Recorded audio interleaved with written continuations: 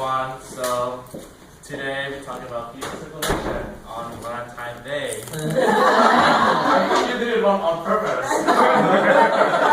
Valentine's Day. Happy Valentine's Day, you guys. Alright, so for fetal circulation, everything begins at the placenta.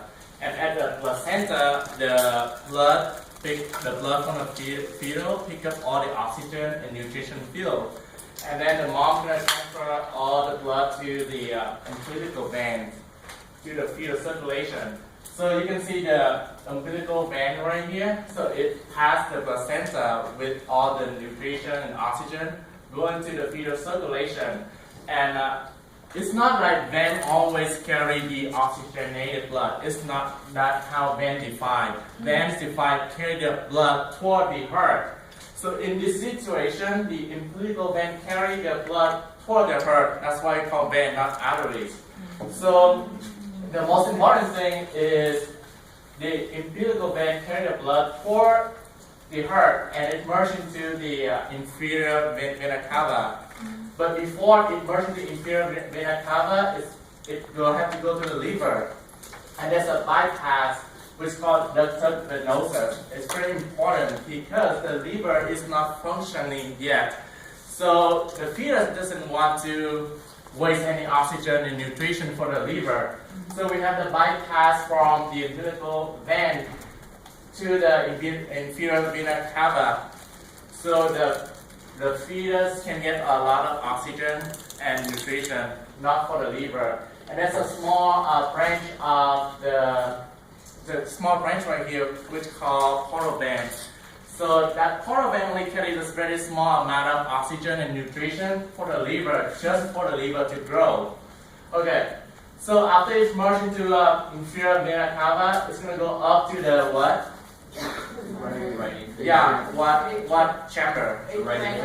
Right atrium, correct. So inferior vena cava go to right atrium, as well as the superior vena cava coming back to the right atrium because it carried the oxygenated blood from the upper limb and the head to the right atrium.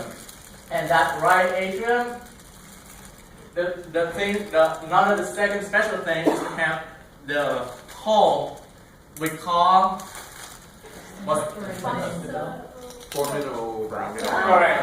Foramen ovale. So for foramen ovale is the hole connecting between the right atrium and the left atrium. So what it does, before I talk about this, let's talk about the pulmonary. So do you think the fetus need lung or no? No. They don't need lung. Why? Because you get the oxygen from the mom, like the mom to the placenta and to the blood.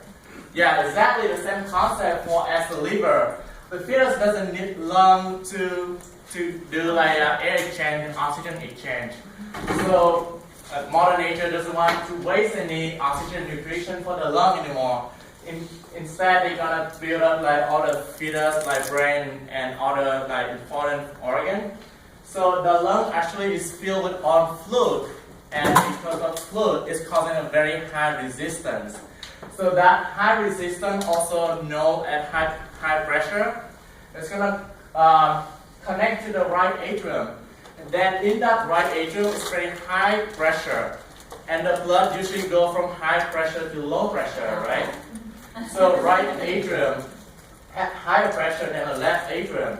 That's why the blood is shunting from the right atrium to the left atrium via foramen ovale, correct? Guys will fill in the blank. So the blood's not shunting from the right atrium to the left atrium, as well as, however, there's also a leak. You see right here? So the leak from the blood from right atrium to right ventricle. And that leak from right ventricle is gonna squeeze the blood into right ventricle, into what? Yes, to lungs. So because the lung still need oxygen and nutrients to grow, but they don't need as much as when you actually exchange with the air. So that blood also carry the oxygen to pulmonary trunk. Because you don't know what it is. so go to pulmonary drum, and however, there's still a lot of blood going to the lung. So Mother Nature created another thing which is called ductus arteriosus. So ductus arteriosus. A, pi, the alphabet, the first letter of the alphabet, A is a pi, so you'll know that one goes to the lungs, lungs is R. Then the ductus venosus, where the liver is. So keep those in mind, yeah. Maybe I took away your spot, sorry. Oh, don't worry. So ductus arteriosus actually connect from pulmonary drum to the aorta. So another a small portion of blood from pulmonary drum is gonna go to aorta, and then the rest gonna go to pulmonary artery. Yeah, to nurture the lungs for blood and nutrient. Okay, so as the blood go to artery and it's go down to what's called abdominal aorta. Yes, it's gonna merge with internal iliac arteries, and then it's gonna come down to umbilicus artery, and then go back to the mom for the exchange nutrients and oxygen. So one more thing about, so the takeaway message here is there's three things different. There's shunting, which is, what is the shunting called?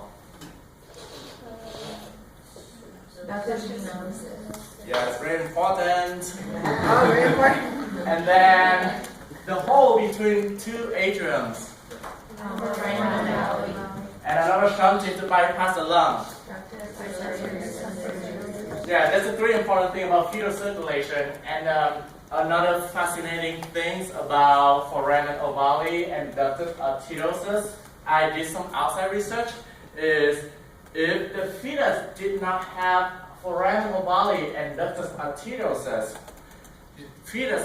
the heart actually working like a person who developed heart failure, because the heart has to work against the high resistance of the lung, and it's work like over time. It's causing overload, causing hypertrophy, and it's going to end up into heart failure.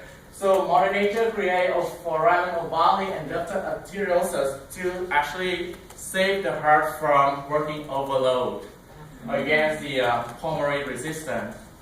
So that's also a fascinating thing, and the mechanism of fetal circulation. Any more questions? What did I tell you?